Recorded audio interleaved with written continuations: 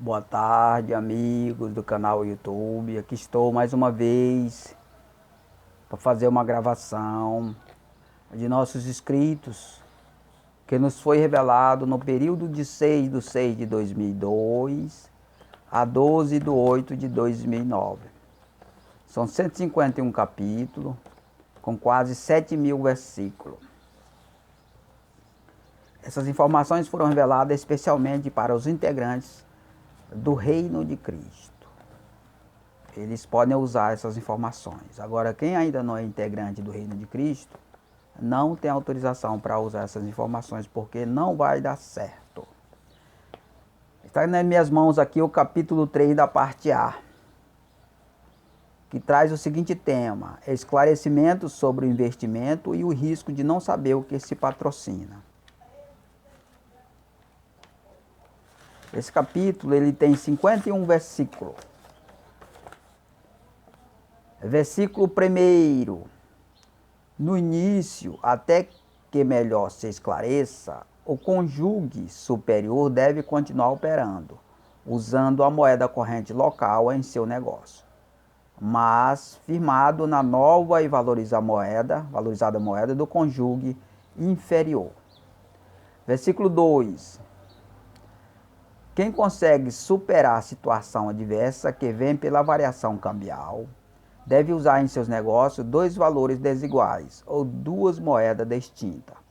Comprar com a moeda valorizada e pagar com a moeda desvalorizada, após fazer a troca pela moeda corrente.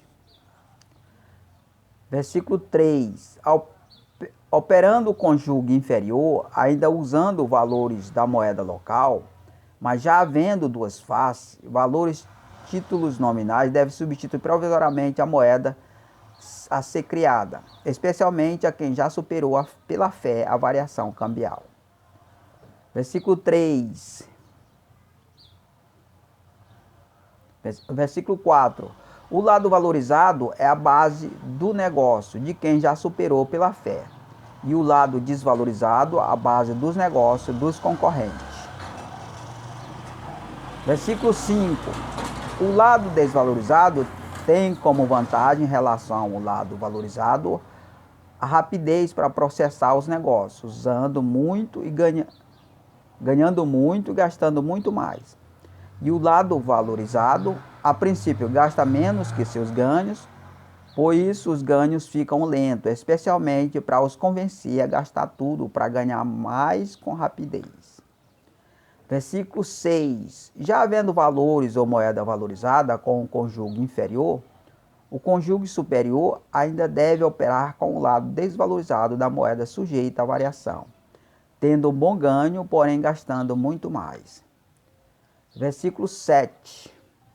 Mas fica obrigado a dar apoio financeiro para alimentar o cônjuge inferior, por ser ele que fornece firmeza à base aos seus negócios, aos seus ganhos.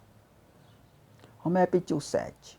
Mas fica obrigado a dar apoio financeiro para alimentar o cônjuge inferior, por ser ele que fornece firmeza e base aos seus ganhos.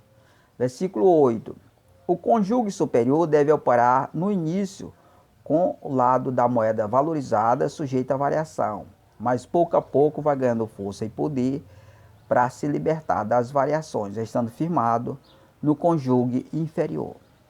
Versículo 9. Os ganhos lentos do cônjuge inferior é o efeito resistente da variação, que está hábil a operar com uma moeda frágil, que somente proporciona bom ganho, após ser possível gastar ou extraviar bem mais.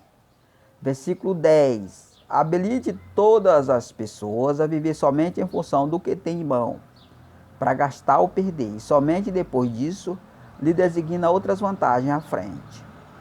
E enquanto vai perdendo, fica iludido a seguir ganhando. Versículo 11. E ganha, mas nunca consegue juntar bens, porquanto fica domado a um tipo de vida para administrar o que não lhe pertence, e não tem autoridade sobre o que possui em relação a outras finalidades. Versículo 12. E mesmo passando boas vantagens em suas mãos, é obrigado a seguir o ritmo de perdê-las, para depois ganhar outras, correndo o risco de perder e não mais ganhar, visto que, no processo de perda e ganho, não há nenhuma garantia no que perdeu. Versículo 13. Falta-lhe uma firmeza para travar a força do ritmo da variação, que programa seu impulso para perder e depois ganhar. E o que foi perdido voltar e nunca chegar a quem tem mais firmeza e o controle da variação. Versículo 14. Se for possível assim fazer, já existe um poder e firmeza para mudar a situação criada e programada. E passa a obstruir o controle que opera e estabelece, pois já cria outro muito mais bem firme. Versículo 15. Para os que quer que isso aconteça, já existe um meio, investir na estrutura da igreja espiritual para se firmar com seu negócio, num fundamento bem firme e organizado, capaz de assegurar bens, ainda trazer de volta os que foram perdidos.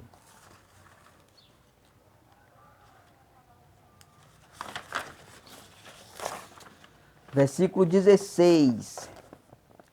Quando de qualquer maneira se investe na estrutura da igreja espiritual, passa a investir na prática de tudo o que ocorreu e não ficou satisfeito. E investe para mudar de vida em todas as áreas. Versículo 17. Essa mudança depende da própria capacidade do investidor, não financeiramente, mas a persistência para superar tudo o que pode ocorrer para provocar sua desistência. Porque a fé do investidor tem que ser maior que seu próprio investimento. Versículo 18. Quando já havia algum que tiveram capacidade de superar a adversidade, após fazer investimento, enfraquece a força contrária, facilitando a vida de quem lhe vieram a investir posteriormente. Versículo 19. A adversidade que poderá vir antes ou após fazer o investimento deve ser esperada, mas nunca aceitar como uma situação que tenha o dever de passar, para não se sentir obrigado a aceitar e ter prazer pela situação contrária à sua real intenção. Versículo 20. E que fique bem claro ao investidor que os momentos difíceis proporcionados pela decisão de investir não tem qualquer parte conosco, que formamos a estrutura dos seus investimentos e que vos orientamos acerca das adversidades para vos deixar bem informado, não preparado para sofrer o mal. Versículo 21. Por isso, quando diante da adversidade, deve usar a palavra contra, protestando a difícil situação, para não ser uma vontade própria sua, nem de nossa que queremos seu bem. E seja possível usar algumas coisas contrárias para enfraquecer ou até desfazer a maldade. Vamos repetir o 21. Por isso, quando diante da adversidade, deve usar a palavra contra, protestando a difícil situação, por não ser uma vontade própria, sua, nem nossa, que queremos seu bem. E seja possível usar alguma coisa contrária para enfraquecer ou até desfazer a maldade. Versículo 22. Sendo esta uma medida importante ao investidor, que demonstra não aceitar qualquer coisa contra seus ideais. E essa reação contrária do investidor deve ser somente em palavras, jamais em atitude, pois a ação pelas obras é somente o investimento. Versículo 23. Para assim terá a liberdade dos que atuam contra, com o poder da palavra, não da força física, dando-lhe uma liberdade nas suas obras, para continuar tendo liberdade para falar a verdade. Versículo 24. Com o investidor estando bem orientado acerca do possível transtorno que pode ocorrer com a decisão de investir e a certeza do que vai apoiar ou patrocinar para que possa investir já esclarecido, consciente do que vai fazer, já ficando ganho sua confiança na estrutura. Versículo 25. Na qual, neste novo investimento, é possível esclarecer tudo ao investidor. E temos esta preferência exatamente para não deixar dúvida, nem indício de estarmos mal intencionados. Versículo 26. É claro que não é possível vencer a todos, nem ganhar a maioria, pois sabemos que a decisão de vós não depende somente de si próprio, por viver na dependência de outros mais elevados. Versículo 27. E são dominados tendo a mente corrompida, sem a consciência nas decisões, e se decidir por ideia de terceiro, por mais que seja claro nossas orientações, seu entendimento não vê essa clareza. Versículo 28. Quando se ajuda ou contribui a um órgão, deve-se não somente saber os destinos de sua ajuda, como também ter certeza que o seu destino é o mesmo mostrado na contribuição indicada. Versículo 29. Porque quando se ajuda ou contribui pelo fato de ser um contribuinte, e lhe é imposto como dever a obrigação, quando não é investigado o destino da contribuição, poderá estar pagando quadrilha de bandido para fazer mal a si e sua família, sem que saiba.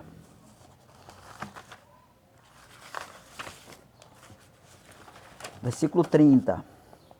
Sabemos que existem pessoas que aceitam com prazer, expressando sua ignorância, e certos esclarecimentos é motivo de zombaria, porquanto faz preferência em continuar patrocinando o mal contra todos. Versículo 31. E que na aparência até que parece lhe fazer bem, e não descobre seu real efeito na prática, justamente por não ter uma sã consciência, e tudo o que faz é impulsionado pela emoção. Versículo 32. E quando acha que está fazendo um bom negócio, engrandece sobre todos o mal, inclusive sobre si próprio. E nem nota que o mal, a qual exalta, afeta muito mal, mas seu próximo, por ele se proteger quem lhe dá mais apoio para a garantia da continuidade. Versículo 33. Quem é mais justo tem mais visão no caso, pode ver a loucura que cometem.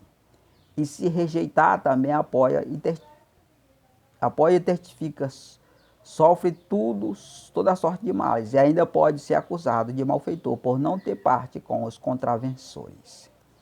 Versículo 34. As vítimas que aceitam patrocinar seus malfeitores, não somente protegem os que tais obras praticam, como também lhes enriquecem, dando-lhe muito mais ajuda, mesmo que fique muito mais pobre com isso, mas não acha causa de não os honrá-los em todos os sentidos. Versículo 35. Ao analisar este caso de forma tranquila, se descobre um tipo de povo pobre e sofredor que com prazer trabalha para enriquecer e exaltar quem gosta de promover sua pobreza e sofrimento. Versículo 36. Além disso, não aceita qualquer outro esclarecimento que porventura possa questionar a real causa de sua difícil situação, por atribuir a si próprio toda a culpa. Versículo 37. A vontade que eu faço com que aceite a difícil situação, como uma culpa sua, vem de superiores que lhe oprime, a qual sua própria vontade é roubada e usada pelos dominadores. Versículo 38. Sua própria vontade roubada já foi resgatada por Jesus, sendo os nossos esclarecimentos que faz com que fique sã sua consciência. Porém, rejeitam com o princípio de melhoria, vindo dos próprios que vos oprimem, para que tenha continuidade do domínio da sua própria vontade. Versículo 39. E ao ter um princípio de melhoria, aceita pela rejeição dos esclarecimentos, por ser semelhante aos que lhe dão bem, aos que se dão bem sobre vós, e desejam semelhante honras também a si. Versículo 40. E o princípio de uma melhoria apressa e reaviva o desejo prático de uma mudança prematura e precipitada. Se antecipam antes que conheça o que ocasionou em detalhe sua difícil situação. Versículo 41.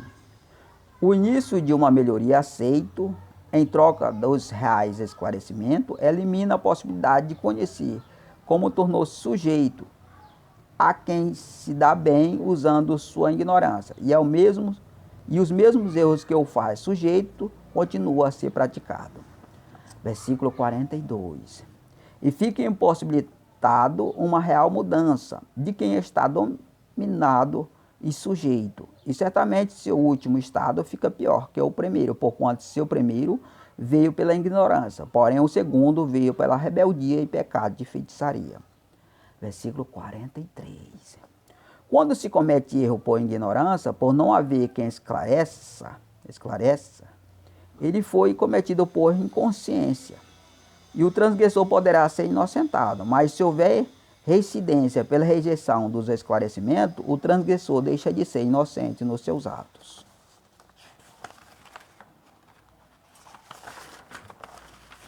Versículo 44. O erro praticado pela ignorância por não ter quem esclareça, pode ser atribuído a outro que não o praticou. E quem praticou pode ser inocentado. Agora, quando praticado pela rejeição dos esclarecimentos, não pode lançar sobre outro a transgressão, e o transgressor terá que assumir seu ato. Versículo 45. Não sendo mais possível usar recurso para se inocentar, pois o regime que atua em pauta é somente a verdade que acusa e condena, porque a outra verdade que justifica e salva já foi rejeitada. Pior que isso é que esta verdade já está livre, onde o silêncio e a mentira não tem mais o poder de justificar e salvar. Versículo 46. Quem pratica erro por rebeldia, o esclarecimento da verdade é pago por quem o patrocina, para resistir o Deus vivo. E quem patrocina são os próprios que já estão enriquecidos com a ajuda dos agora patrocinados. Versículo 47. Quem está sujeito ajuda e contribui por uma consciência do dever de ajudar. E o resultado de sua ajuda é o enriquecimento de seus opressores. E aceita sim fazer, não por sua própria vontade, mas por estar escravizado, tendo que cumprir o dever de obedecer. Versículo 48. Quando se manifesta a verdade que esclarece na mente das pessoas o que é certo, já estando corrompido no entendimento, obriga os opressores elevados a patrocinar quem sempre o patrocinou, para esclarecer através deste sua vontade. Versículo 49. Ocorre o contrário, de quando o patrocínio foi feito pelos que vivem sujeito aos que assim o fazem, onde seu apoio financeiro é dado sem que seja-lhe imposto qualquer dever ou obrigação, mesmo que os tais patrocinados sejam malfeitores e perversos. Versículo 50. Os que patrocinam o sujeito geralmente são pessoas pobres e humildes, e não vê com o entendimento além de si próprio. E a curta visão na compreensão não os fornece com clareza o que está ocorrendo mais além. Versículo 51. E ao aceitar o patrocínio para exceder a vontade de seus opressores, são ainda mais bem corrompidos, reduzindo o alcance de seu entendimento para se elevar um pouco de forma financeira. Vamos repetir o 51. E ao aceitar patrocínio para exercer a vontade de seus opressores, são ainda bem mais corrompidos, reduzindo o alcance de seu entendimento para se elevar um pouco de forma financeira. Então aí a gente concluiu, irmão, aí mais um capítulo, né? Capítulo 3 da parte A, com 51 versículos, que tem o seguinte tema: esclarecimento sobre investimentos e o risco de não saber o que se patrocina. Então a gente concluiu aí, irmão, esse capítulo, né? Em nome de Jesus, não use essas informações, né? Não vai usar porque você não está integrado ao reino de Cristo. Se você fizer aí, você está adulterando, né? Então eu agradeço a todos, que Deus abençoe a todos. Amém.